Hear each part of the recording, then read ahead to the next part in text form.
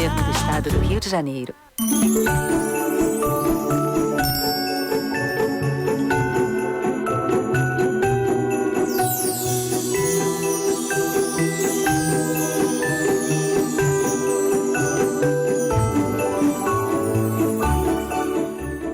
Direto dos estúdios da TV Correio da Manhã em Petrópolis, começa agora o Correio Petropolitano Debate desta sexta-feira, 16 de dezembro. Hoje daremos destaque à política, à troca de cargos na Câmara e quem assume o cargo caso haja afastamento por conta de investigações do Ministério Público. Dados do IBGE apontam que a pandemia ocasionou queda do Produto Interno Bruto dos grandes centros urbanos. E a Caixa Econômica Federal paga nesta sexta-feira o Auxílio Brasil para os beneficiários com número de inscrição social UNIS de final 5. E mais uma morte por Covid-19 foi registrada em Petrópolis. Ainda na saúde, o boletim Infogripe apontou queda nos casos de síndrome respiratória aguda grave no Rio de Janeiro e em São Paulo. Notícia e informação no entendimento da política. Eu sou Richard Stolzenburg e esse é o Correio Petropolitano Debate.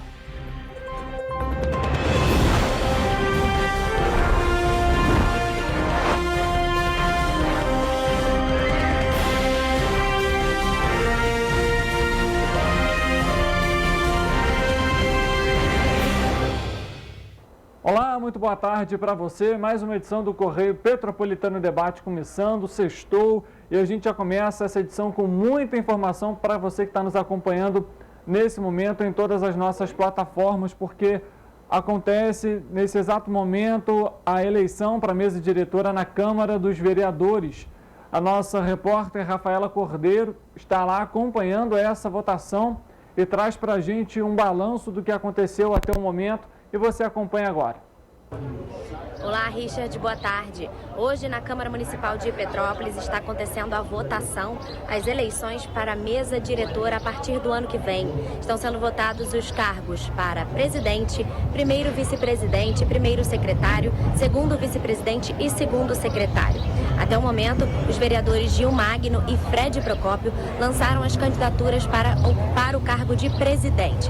Mas a gente sabe que durante a sessão pode haver o lançamento de novas candidaturas. Para saber mais, acompanhe os nossos telejornais durante todo o dia.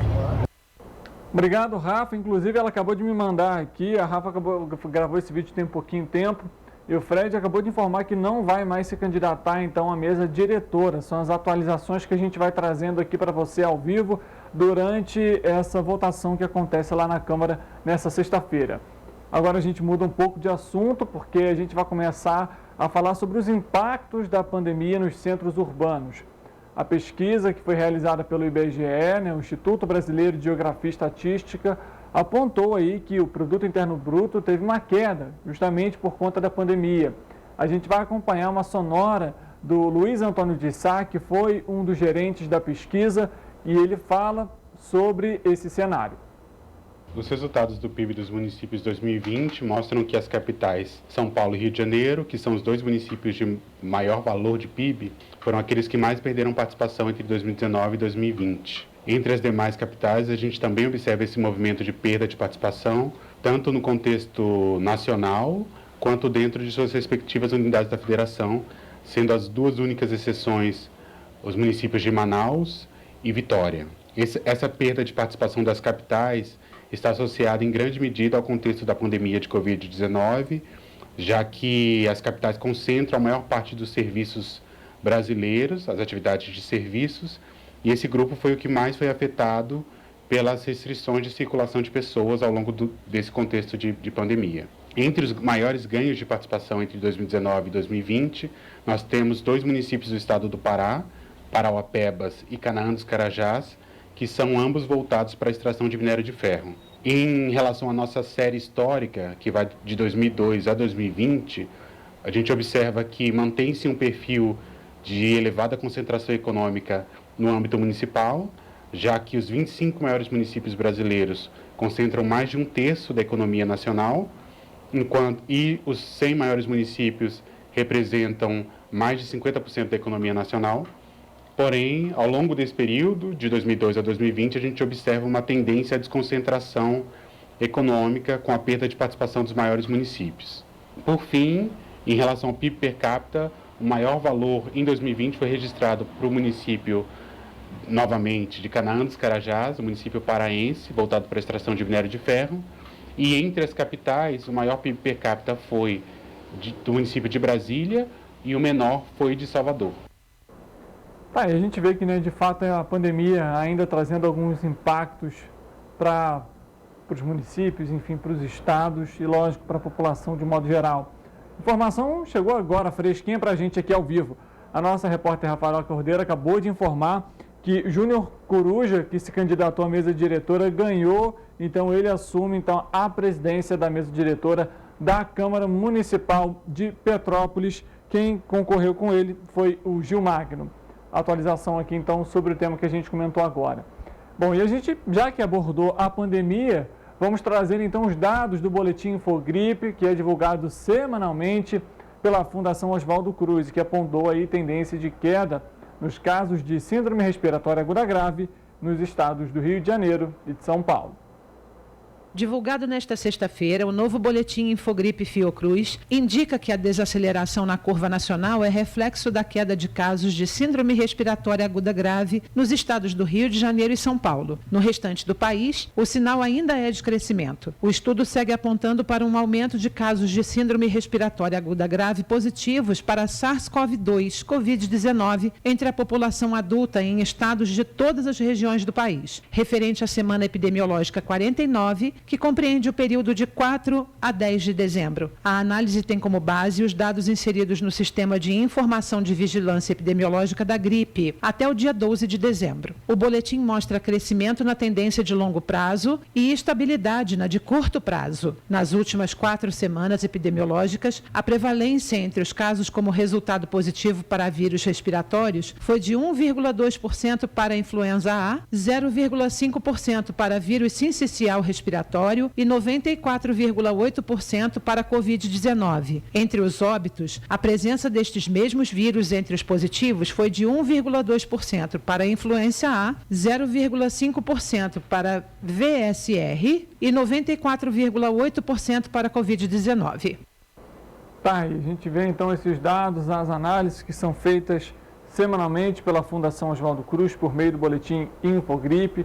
E a gente sempre traz aqui esse compromisso de trazer para vocês esse panorama de como está a situação epidemiológica, né, do estado e também dos nossos outros estados aqui perto do Rio de Janeiro. Vale lembrar uma última informação, a gente recebeu da Rafaela Cordeiro agora, está uma situação muito confusa lá na Câmara Municipal. Ela informou que só o vereador Júnior Coruja se candidatou. Então, obviamente, ele ganhou a eleição, né, que não teve outra pessoa para concorrer. Então, o Gil Magno não se candidatou, somente o vereador Júnior Coruja que se candidatou e, obviamente, venceu, então, e assume a mesa diretora da Câmara Municipal de Petrópolis. A gente volta, então, para falar agora sobre a questão da saúde, porque aqui em Petrópolis, mais um óbito por conta da doença, da Covid-19, foi registrado. Então, a gente ressalta aqui para você mais uma vez os cuidados, que são simples, mas fazem, né, que mudam muito a vida dos familiares. A gente nota isso no país, por exemplo, que foram mais de 600 mil vítimas por conta da doença.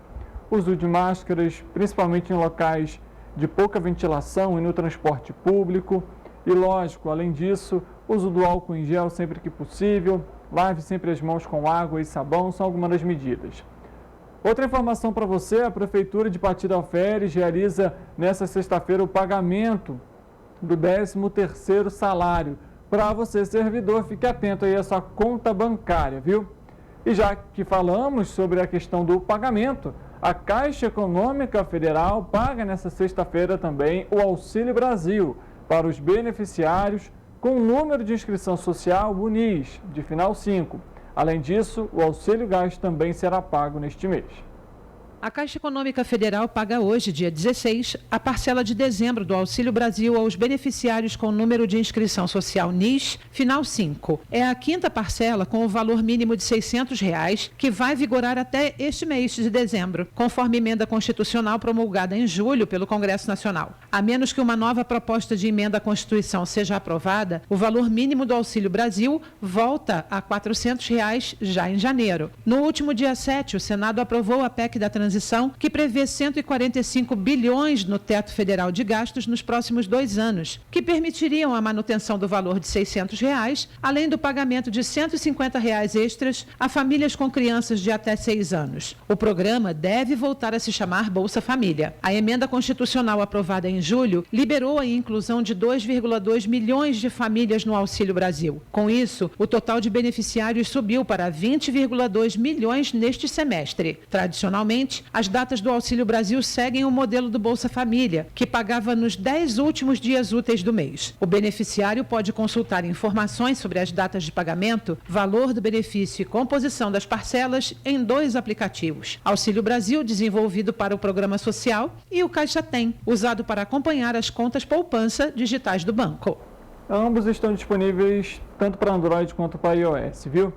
O Auxílio Gás também vai ser pago hoje às famílias inscritas no Cadastro Único para Programas Sociais do Governo Federal, o CadÚnico, com também a mesma numeração, o número de inscrição social, o NIS de final 5, no valor de R$ 112 neste mês.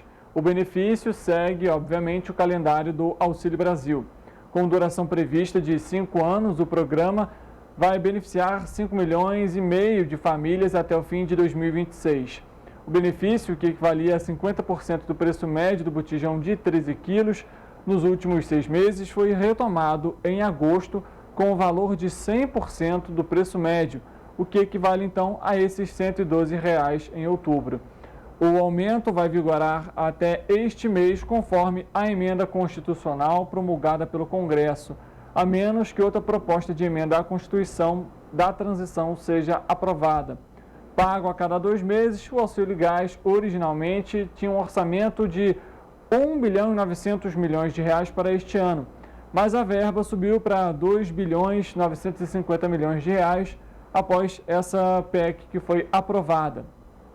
Só pode fazer parte do programa quem está incluído no CadÚnico e tenha pelo menos um membro da família que receba o benefício de prestação continuada, o BPC.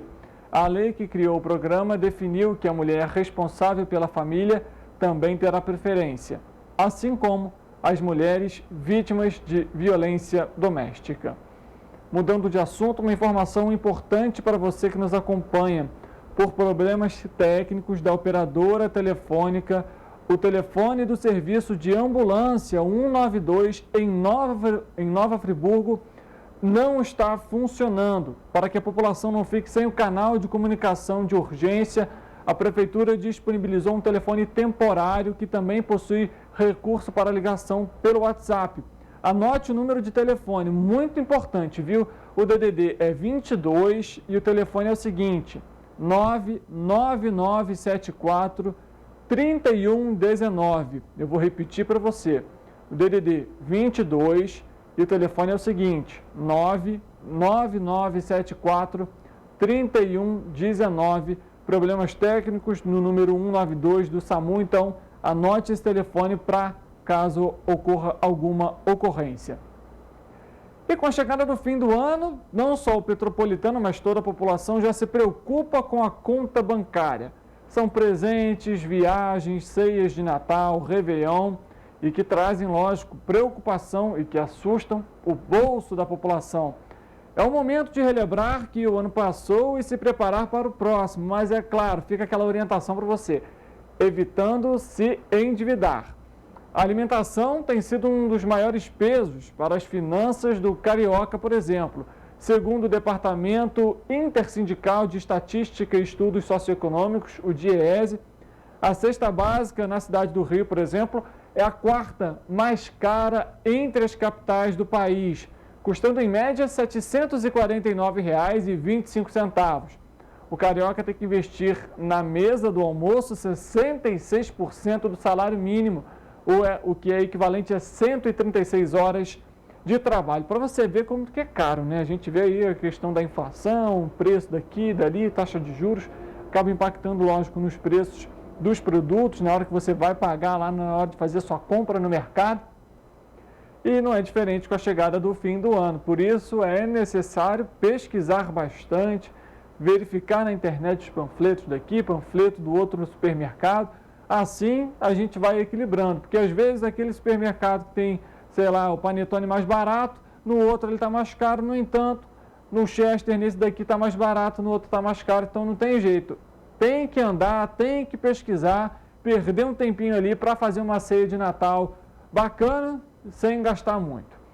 Outra informação que eu gostaria de trazer para você, na verdade é uma pergunta, um questionamento. Você que nos acompanha, tem algum negócio ou então pretende iniciar no empreendedorismo?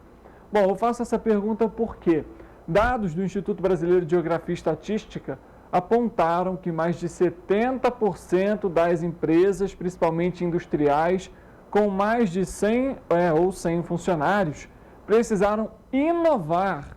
A gerente de pesquisa, Fernanda Vilhena, comenta sobre os métodos da pesquisa e depois a gente fala sobre os dados também que foram divulgados.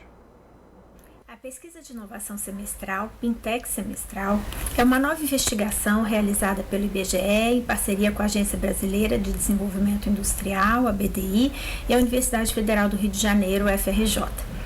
O objetivo dessa nova pesquisa é criar uma nova geração de indicadores de inovação e temas correlatos de interesse da atualidade para as empresas industriais com 100 ou mais pessoas ocupadas sediadas no Brasil.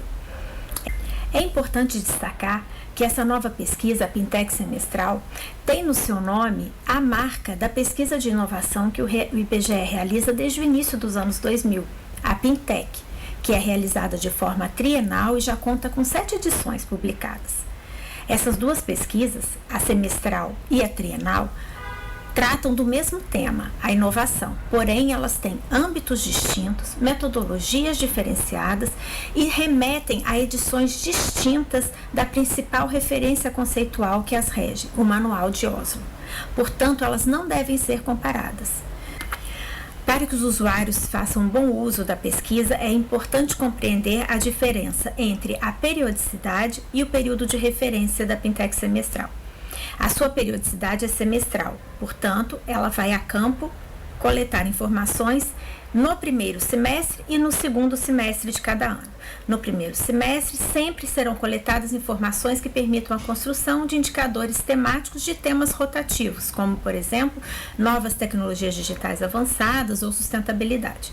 No segundo semestre, sempre irá a campo um questionário com pesquisas que tratem de indicadores básicos de inovação e pesquisa e desenvolvimento. Tanto o questionário do primeiro quanto do segundo semestre farão referência ao ano anterior em que o questionário está sendo coletado. Portanto, o período de referência da pesquisa é anual. Cabe destacar que a principal referência conceitual da pesquisa é a 4ª edição do Manual de Oslo, que traz uma importante mudança nos conceitos de inovação.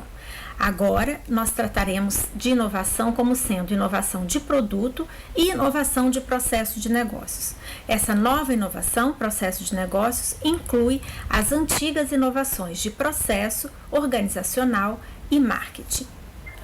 Hoje o IBGE divulga a primeira edição da Pintec Semestral, a Pesquisa de Inovação Semestral 2021, Indicadores Básicos. Essa pesquisa foi coletada no período compreendido entre os dias 1º de agosto e 14 de outubro de 2022. Porém, ela coleta informações referentes ao ano de 2021. As principais variáveis que serão disseminadas nessa edição são incidência de inovação, obstáculos para inovar, cooperação, influência da pandemia de Covid-19 e também expectativas para gastos de P&D para os anos de 2022 e 2023. Esta primeira edição da Pintec Semestral também está sendo divulgada com um selo de investigação experimental do IBGE.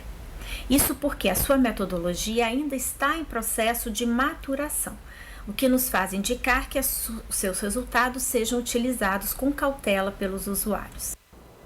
Tá aí para você então que quiser acompanhar essa pesquisa também, saber de todos os dados, as análises, como que foram feitas, regionalização. Basta acessar o site do IBGE para você ter essas informações e, claro, como a Flávia comentou, ter, né, uma cautela em relação a essa análise que vai ser feita. Inclusive, a gente vai trazer então para você agora a sonora do Flávio Peixoto. Ele comenta então sobre os dados. Ela explicou sobre a metodologia, né, a pesquisa iniciada nesse ano, está trazendo aí pela primeira vez os dados e a gente acompanha então o trecho, um pouco sobre essa explicação e o resultado dessa pesquisa.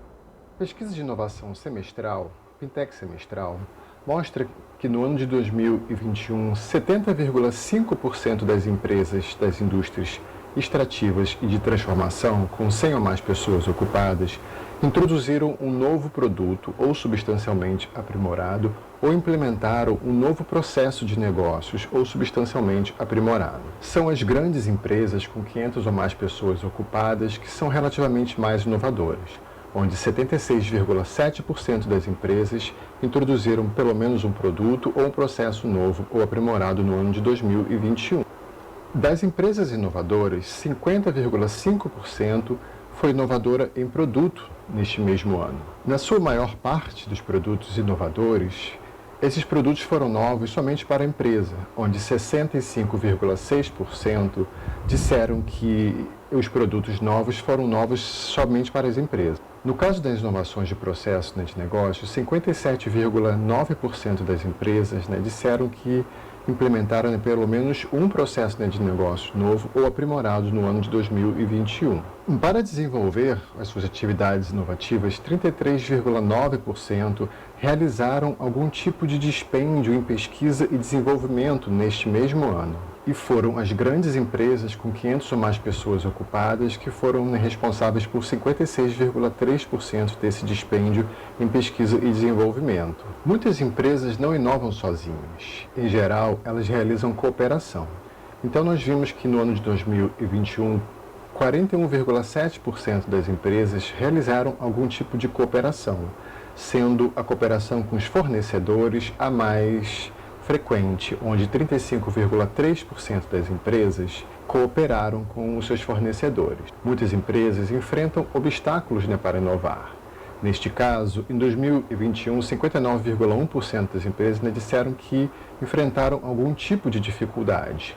E a principal dificuldade apontada foi a estabilidade econômica, onde 57,1% das empresas, né, disseram ter enfrentado algum tipo de adversidade nesse sentido. Apesar de toda a dificuldade enfrentada, né, durante o período da pandemia, muitas empresas, né, disseram que elas mantiveram suas atividades no ano de 2021, onde 52,7% das empresas inovadoras tiveram suas atividades mantidas neste mesmo ano. 32,6% desaceleraram suas atividades inovativas, 10,2% realizaram novas atividades e apenas 4,4% das empresas inovadoras tiveram suas atividades inovativas descontinuadas neste ano.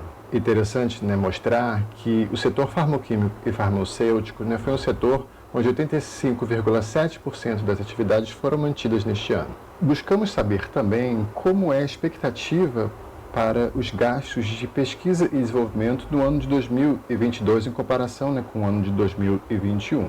59,8% das empresas, né, disseram, né, que vão manter esses gastos e 37% esperam ter um aumento até o final, né, deste ano. Apenas 3,2% das empresas espera uma diminuição dos gastos em pesquisa e desenvolvimento em 2022 em relação a 2021. No caso, né, qual a expectativa, né, da realização, né, dos gastos para o próximo ano?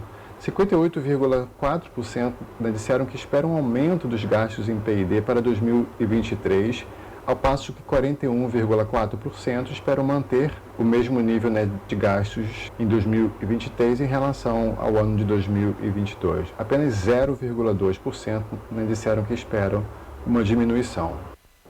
A gente vê que, de fato, né, para inovar tem que ter estudo, tem que ter planejamento, é fundamental que essas empresas realizem essas inovações para entender, né, para trazer a demanda que é oferecida, né, que é solicitada hoje pelos consumidores de modo geral. E a gente viu ali, né, 55% delas sofreram dificuldades para inovar por conta da situação econômica. Lógico que a pandemia foi um dos pontos que dificultou e muito para essa inovação. Em alguns pontos sim, em outros nem tanto.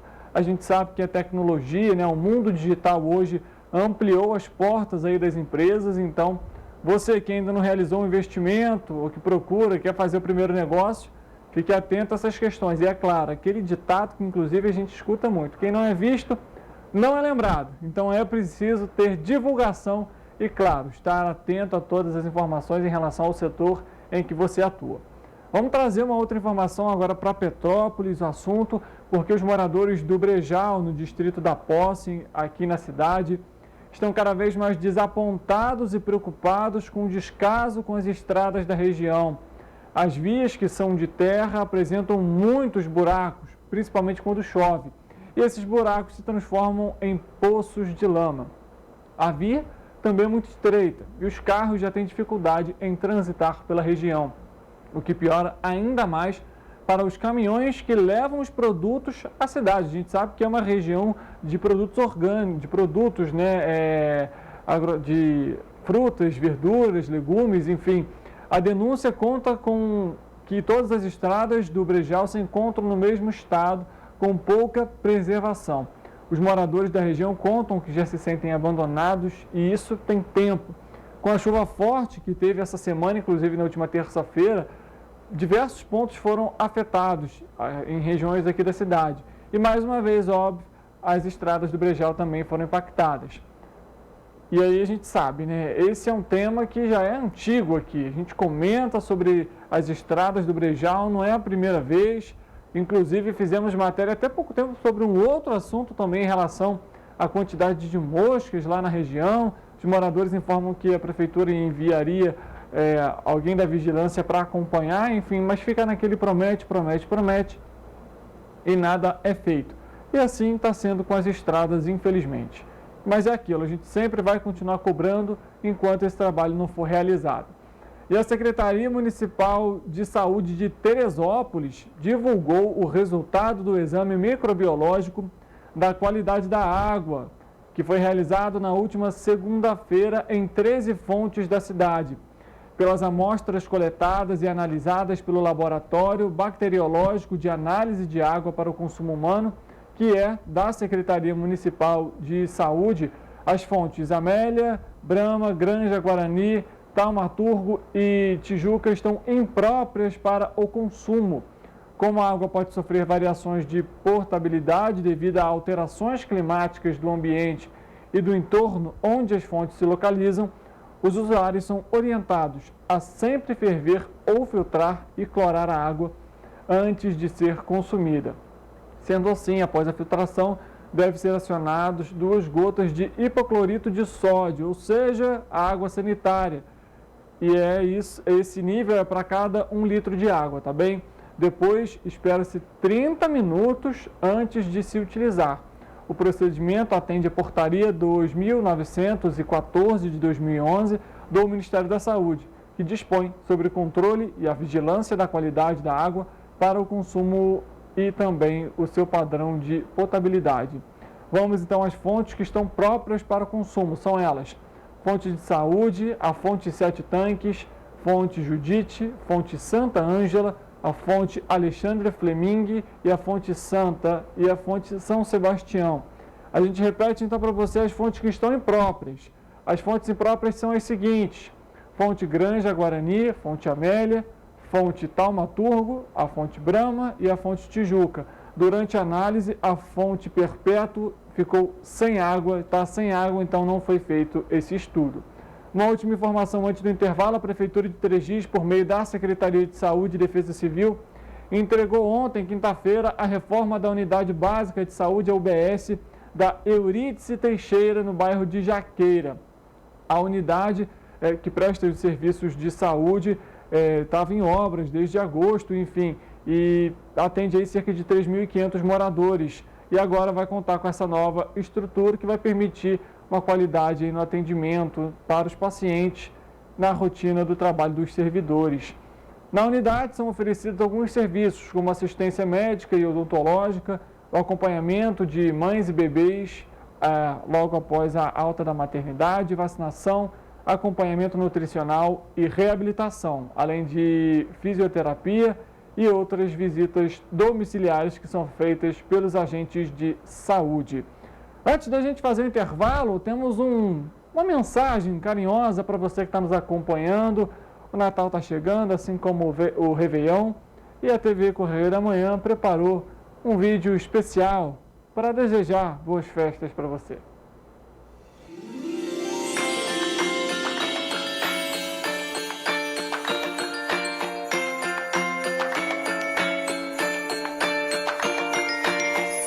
Oportunidade de recomeço e de iniciar novas metas.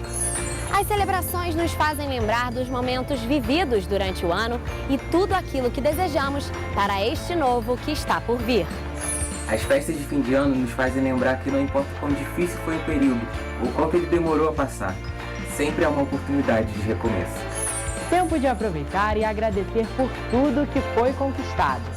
É tempo de reacender os sonhos, recuperar o tempo perdido e começar uma nova história. Fim de um ciclo e o início para novas oportunidades. Que o seu ano novo não seja um ano novo de novo, mas seja um ano com muitas novidades. Cuide dos seus, esteja ao lado deles, porque o mais importante não são as coisas, mas sim as pessoas. Sensacional! Estamos aqui para desejar para vocês ótimas festas, mas acima de tudo eu queria desejar para você que você fique com aquele sentimento de solidariedade que nós aqui na cidade tivemos esse ano todo. Eu quero que ele se estenda para o ano que vem inteiro. A gente sabe que foi um ano muito duro aqui para a nossa cidade. E que esse sentimento de solidariedade, companheirismo, se estenda para você em 2023. Que as festas sejam abençoadas e o ano de 2023 de muita luz, paz, energia e dinheiro no bolso. Isso aí é bom. Que o ano termine com muita união e reflexão e que 2023 seja um ano muito produtivo para todos. Um novo ciclo se encerra. Que nós possamos seguir firmes com os nossos propósitos, com muita coragem e fé. Um ano novo grandioso para todos nós. Que em 2023 os debates a favor da população continuem e que seja um ano de muitas realizações. Os sonhos não têm data de validade, então aproveite o novo ano para persistir em cada um deles. Que a paz e a alegria invadam as nossas vidas e que 2023 seja um ano de muitas bênçãos.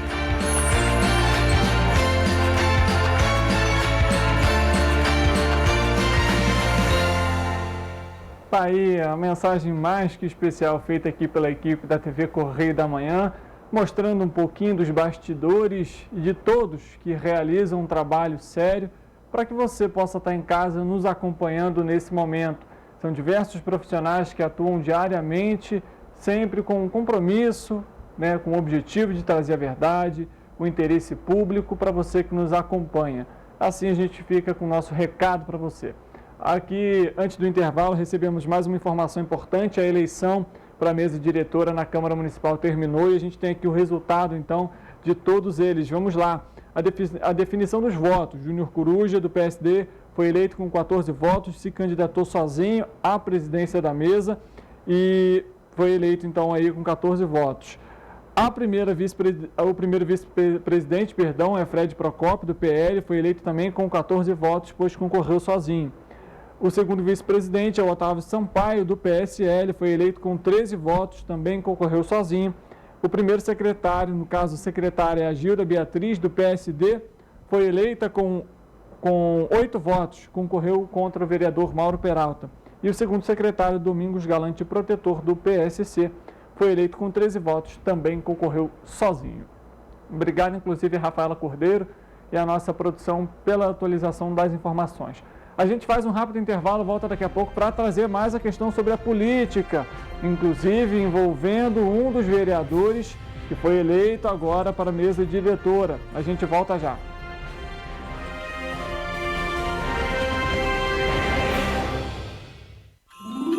No Sesc RJ, os desejos de Natal se realizam o ano inteiro.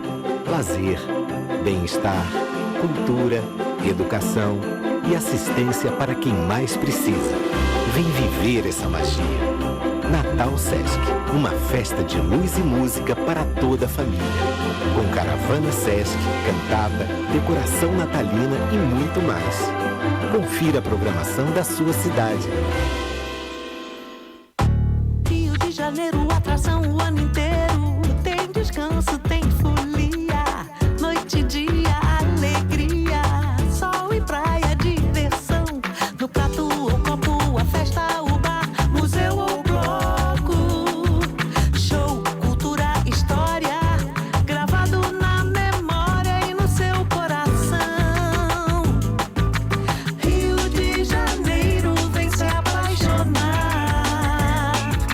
Rio de Janeiro, vem se apaixonar. Cidades maravilhas, campo, mata, serra e trilha, em estado de emoção. Tem o Rio de Janeiro, que você já ama. E o Rio, que ainda vai conquistar você. Apaixone-se pelo Rio. Rio de Janeiro, vem se apaixonar. Rio de Janeiro, vem se apaixonar. Governo do Estado do Rio de Janeiro.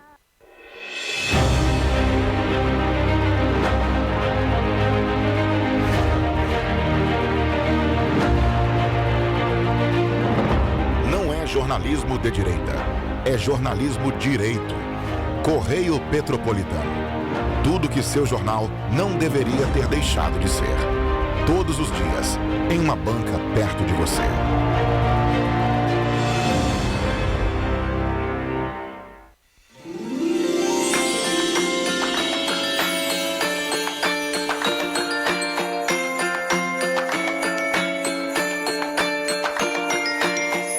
Oportunidade de recomeço e de iniciar novas metas.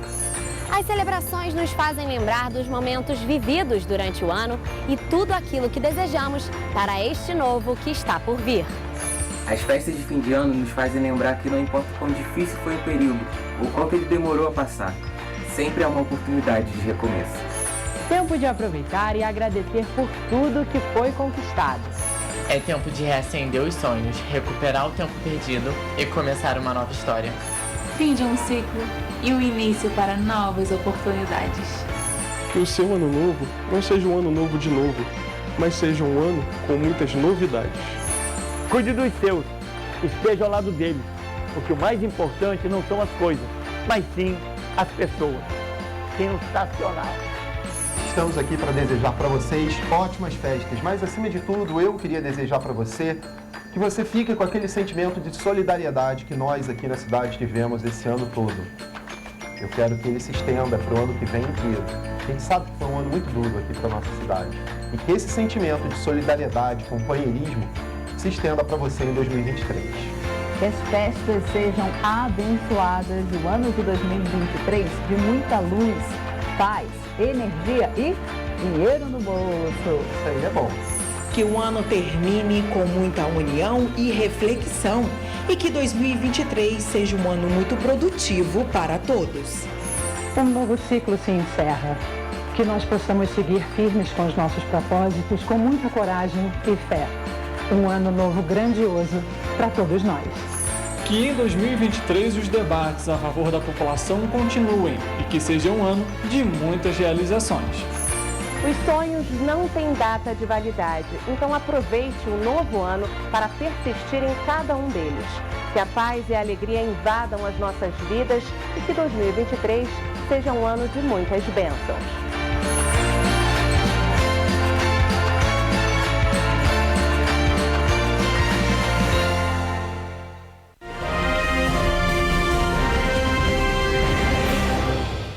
Correio Petropolitano Debate de volta nessa sexta-feira, agora para a gente trazer o que foi destaque no início do nosso programa, que é de fato o entendimento sobre a política, como que funcionam essas questões em relação à investigação. A gente lembra para você que inclusive existe uma investigação do Ministério Público sob suspeita de rachadinha de um dos vereadores, no caso, o vereador Domingos Galante, também conhecido como Domingos Protetor. A gente vai conversar então agora com Raquel Mota, ela que é especialista nesse tema, advogada eleitoral, e vai conversar, explicar um pouco para a gente como que funcionam esses processos e, obviamente, né, com o decorrer das investigações avançando, o que acontece caso ele perca o cargo. Raquel, boa tarde para você, seja bem-vindo ao nosso programa. Muito obrigada, mais uma vez aqui na TV, é um grande prazer falar sobre o direito, em especial o direito eleitoral. Bom, Raquel, eu queria que a primeira coisa então para a gente sabe que é uma investigação que está no início, né? Então, perder o cargo nesse momento não seria algo que aconteceria, né? Vamos dizer assim. Eu primeiro parabenizo vocês por levar essa informação, né, as informações corretas para a população. Eu não sou advogada do caso, então o que eu sei é basicamente o que as outras pessoas sabem, mas existe uma denúncia e que ela vai estar sendo averiguada pelo Ministério Público. Vai ser investigada a autoria e materialidade para realmente verificar se houve um crime e no decorrer disso vai ser tratado a matéria como crime e que pode ser tratado também como improbidade. Mas é importante a gente distinguir porque perda do cargo, na verdade, a gente está falando de perda de cargo de função pública. Outra coisa é a suspensão dos direitos políticos, que aí sim impediria um vereador, no caso, de estar exercendo seu mandato. Então você pode até explicar para a gente essa diferença, até mesmo de crime eleitoral para improbidade administrativa, até para quem está em casa conseguir compreender, entender como funciona, porque às vezes escuta muito, mas de fato não sabe como que funciona na prática. Então, sobre o caso específico, eu até me abstenho de falar alguma coisa, porque primeiro que o processo está passando por uma investigação em sigilo. Sim. Então, nós não sabemos o teor do que está sendo tratado lá sobre o caso específico. Mas, em relação aos crimes, a gente tem, por exemplo, o crime de peculato, onde o crime ele tem a ver com a apropriação de valores, enfim, de vantagens, e que isso leva também à devolução dos valores por parte daquele que se apropriou, também a perda, a reclusão de 2 a 8 anos. Falamos também do ressarcimento à administração pública daquilo também que foi o proveito da matéria. E aí a gente tem a questão que pode ser, o crime de peculato, ele pode ou não ser entendido também como um crime de improbidade. E aí a lei hoje, né, ela mudou, então uma improbidade administrativa, ela só é tratada de fato nos crimes de dolo, onde teve aquela intenção, e aí sim, havendo crime de improbidade administrativa caracterizado como dolo, pode haver a suspensão dos direitos políticos, mas isso pode haver. Então, mas o tema já foi tratado pelo STJ há muito tempo, na verdade, de 2016, de 1996 a 2016, foram quase mais de 11 mil casos tratados sobre improbidade administrativa e quase metade, um pouco mais da metade deles, de fato, teve a questão da perda dos direitos políticos e da suspensão também, e da perda dos direitos políticos, não, da suspensão dos direitos políticos e a perda da função pública, porque são coisas diferentes. Uma coisa é você ter os seus direitos políticos suspensos e outra coisa é a perda da função do cargo público. Então, é importante a gente diferenciar isso, mas em relação ao tema específico, eu acho que ainda é muito precoce. A gente está falando até porque ele está em matéria de investigação, então está sendo feito toda uma avaliação pelo Ministério Público, pela Delegacia de Autoria e Materialidade. Até porque geralmente essas investigações são bem extensas, né, Raquel? Sim. São demoradas e a gente lembra, estamos em 2022, o cargo, se eu não me engano, termina em 2024. Lógico que pode ser que essa investigação ultrapasse, inclusive, esse período e aí ele acaba saindo do cargo, enfim. Mas são pontos que a gente, lógico, ressalta aqui para você ter esse entendimento, ter essa noção de como que funciona. A gente sabe que, caso essas investigações avancem e seja comprovado, a gente lembra que ele está sendo investigado, ou seja, suspeito, ainda não tem nada confirmado, de que caso isso aconteça, ele perca aí, né, no caso, o exercício da função, entra um suplente. No entanto, aqui em Petrópolis, esse suplente também está sendo investigado por conta de questões aí também políticas, de desvio de verba. A gente lembra para você que um deles é o Jamil Sabrá, que era o presidente da CPTrans, da Companhia Petropolitana de Trânsito e Transporte, e o irmão dele, também o Bernardo Sabrá, está sendo investigado por conta dessas questões em relação à contratação de empresas para serviço de trânsito aqui em Petrópolis. Nesse caso, Raquel, esse suplente poderia assumir o cargo, ele não pode assumir, são coisas diferentes, não interferiam no cunho político, nesse caso, ele sendo suplente? Então, novamente, também não sou advogado do caso, mas não tem nada, a princípio, que impeça um suplente de exercer o cargo. Então, vamos lá.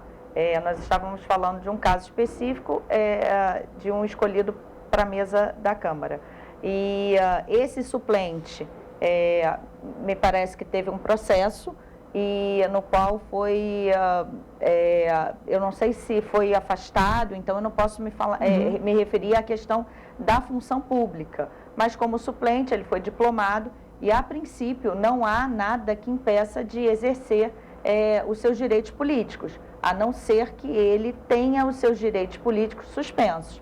Se não tiver, eu vou dar um exemplo geral e não específico. Sim, então, sim, o vereador que tem os seus direitos políticos suspensos, logo em seguida vem o seu suplente. Suplente que teve contas aprovadas, que foi diplomado, e aí ele assume no lugar daquele vereador que teve, ou do político, que teve os seus direitos suspensos. Agora, Raquel, você comentou um tema que agora eu achei importante. O que a pessoa precisa ter? Ela pode ter algum processo, por exemplo, para, de alguma forma, assumir algum cargo público, nesse caso como vereador, por exemplo, isso de modo geral, não necessariamente daqueles que a gente citou? Até mesmo para a população também em casa saber, ela precisa ter alguma especificidade, vamos dizer assim, de, olha, ela não pode ter um processo, ou então aquela famosa ficha limpa que também a gente conhece. O que funciona, como que se trata essa ficha limpa e o que ela aborda também para que a pessoa possa exercer a função? Então, o crime contra a administração pública é um crime que é contra a sociedade. Então, a gente tem a lei de ficha limpa, que ela basicamente determina que não pode haver condenação sobre crimes, em especial da administração pública. Então, mas é muito particular e peculiar a questão da suspensão desses direitos políticos. Uma vez concorrido o cargo e eleito por voto, sendo suas contas aprovadas, que é algo que impede também. Por quê? Se o político tiver as suas contas rejeitadas, ele não consegue ter a sua diplomação, ser diplomado. E a diplomação é o que dá legitimidade a ele, dele assumir o cargo político que ele vai desempenhar aí durante os 4 anos de mandato. Então, para você que está em casa, entender todo esse processo, a gente tem explicado aqui todos esses fatos. Não funciona muito rápido como é comentado, que não vai trocar, vai sair um, vai sair outro, e é aquilo. São investigações que às vezes são demoradas, são trabalhosas, enfim. E existem recursos de instância também, primeira e segunda instância. Você pode explicar também para a população essa questão, Raquel? Então, a depender do crime, é óbvio que o direito é um direito amplo e aquele que é condenado, ele tem o direito de ampla defesa. O acusado, primeiro que assim, para que haja um crime, ele tem que ter autoria e materialidade. O que significa isso? Provas que demandem que aquela pessoa, o autor, foi o responsável por aquilo. Uma vez determinado autoria e materialidade e tipificado, ou seja, qual crime que foi cometido, aí sim a gente tem a questão das penas. Quais são as penas? A suspensão, ou uma reclusão, ou a devolução de valores. Então, tudo vai acontecer diante disso. E aí, com isso, aquilo que quem é acusado, quem é tem julgado, ele tem os seus recursos de apelação, enfim, vários recursos até instância superior. Por isso que as pessoas às vezes falam, mas aconteceu em determinado momento, passou. Não, uma investigação ela pode demorar anos e um processo pode demorar anos também. E aí, dali um tempo, a pessoa nem está mais exercendo o cargo, mas ela foi condenada por aquilo que ela passou. Então, é claro que a justiça, ela vai trabalhando com os direitos, né? Então, com os direitos que a pessoa tem, direito de ampla defesa, os seus recursos, e, como agora, o investigado vai ter o direito de se manifestar sobre aquilo que ele está sendo acusado. E a gente tem um grande exemplo aqui em Petrópolis, por exemplo, a atual gestão estava com questões de problemas eleitorais, enfim, e foram diversas instâncias, até chegar no Tribunal Superior Eleitoral, para ter a votação, e aí, de fato, a candidatura foi elegível, né? E ele pôde assumir o cargo. Você pode falar para a gente quais são as instâncias, como que funciona para que saia de uma instância e vá para outra? Então, a depender também do crime do político. A gente tem, por exemplo, o STJ, aqui no caso dos vereadores, a gente tem os recursos em primeira instância. E aí, dentro do recurso de primeira instância, a gente tem todos os recursos possíveis de apelação, embargos. Então, são N recursos, até que se leve a matéria que não se esgota numa primeira instância e ela vai para a segunda instância. E aí, depender do cargo público, político, ela vai para o STJ, o STF, e aí isso pode delongar anos até. E às vezes a pessoa ela é investigada por um crime, como você bem disse, ali com o tempo, passa as eleições, às vezes ela é legitimada, escolhida pelo povo, e aí depois é que ela vem a ter os seus direitos políticos cassados. E aí pode ou não perder o seu mandato. Bom, para você ver como que é complexo, né? E por isso que é tão demorado, e a gente traz isso porque acontece muito da gente escutar na própria rua, de fato, não sei o que vai ser cassado, ou então não sei quem vai perder o cargo. Não funciona exatamente assim, tem toda uma questão burocrática de direito, tanto do político quanto do acusado, enfim, das investigações que vão apontando a cada dia ou uma nova prova ou ausência dela, enfim, são diversos pontos que são levados em consideração para que de fato haja alguma coisa. E mesmo que ele seja investigado, Raquel, ele pode ser penalizado e não necessariamente perder o cargo, né? Sim, pode. E assim, interessante você trazer isso, Richard, porque às vezes a população ela fica muito descrente e nós operadores ficamos muito chateados com isso, porque a gente luta pelo direito, luta pelo que está na lei. E como a população acredita que seja algo rápido, como você bem está explicando que não é algo rápido, mas todo crime, quando ele é fechado a investigação e tem autoria e materialidade, e se condenado for, é claro que a pessoa vai pagar por aquilo que ela causou de dano a outrem, em qualquer tipo de crime. Agora, é preciso que a população acredite que mesmo acontecendo num determinado momento, durante anos, pode ser que o processo aconteça e que a pessoa pode ou não ser condenada. Então, que a justiça, o pessoal fala que a justiça é lenta. De fato, ela vai caminhando com os direitos que a pessoa tem, tanto o direito daquele de se defender, como o outro de acusar também. E aí, fechando a sua condenação ou a absolvição, a pessoa vai ter as suas condenações. E no caso, a gente precisa acreditar sim, precisa acreditar que demora, e a gente sempre diz no direito assim, é o processo.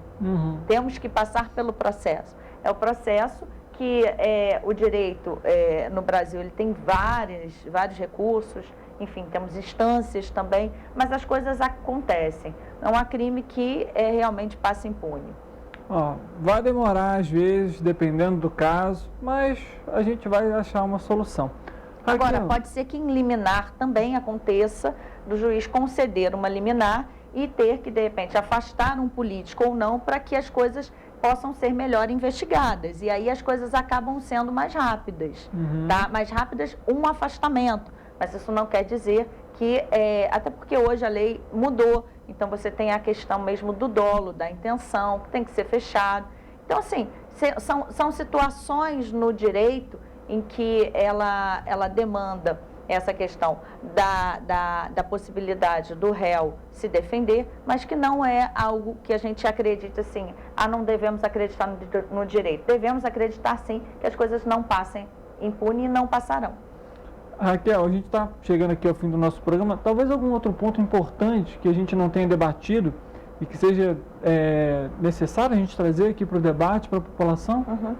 Assim, uma coisa que eu acho que é muito importante, Richard, porque senão a gente causa uma expectativa na sociedade que algo vai acontecer ou não. É esse cuidado mesmo que você falou. Eu acho que é importante as pessoas terem a ciência de que estão acontecendo as coisas. As coisas estão sendo investigadas e, se não aconteceu, realmente vai seguir o fluxo normal. Se aconteceu, aquele que praticou vai ser processado e vai ter as suas condenações de acordo com aquilo que foi feito. Enfim, e cabe à Justiça, nesse caso, Ministério Público, enfim, a delegacia que pode ouvi-los ou não, e o juiz fazer as suas sentenças.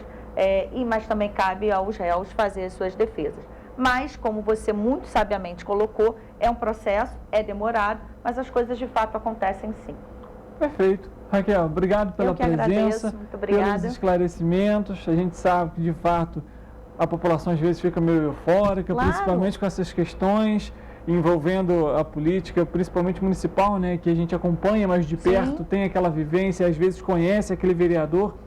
Mas lógico, é com paciência, é no processo, faz parte do processo. Né? Eu acho que é importante a população ficar ligada mesmo à questão da política, porque eu sempre digo, são eles que determinam os nossos dia a dia, é o nosso dia a dia. São eles que fazem as leis, que regem, por exemplo, no direito são eles que regem, que fazem as leis que nós operamos, né? Nós trabalhamos. Então, é preciso, sim, acho que é importante a população ficar ligada à política municipal, estadual e federal também, porque as nossas mãos, o nosso dia a dia está relacionado intimamente ao que eles decidem e ao que eles legislam e ao que eles executam para nós.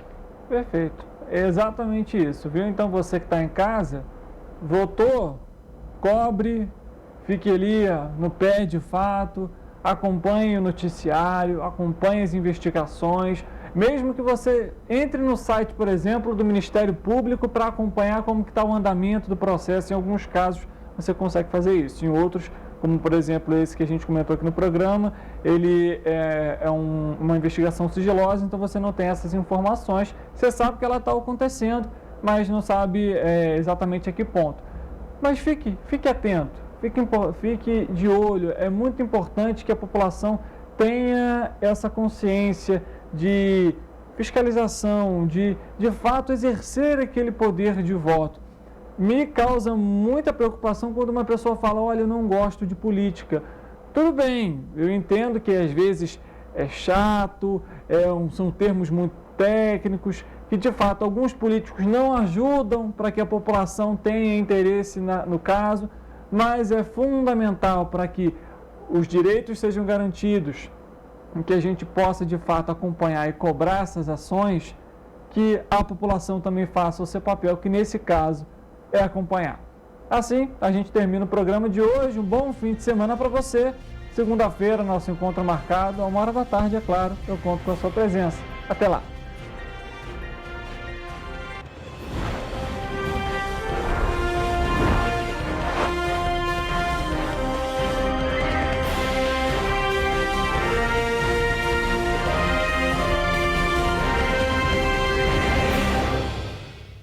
Música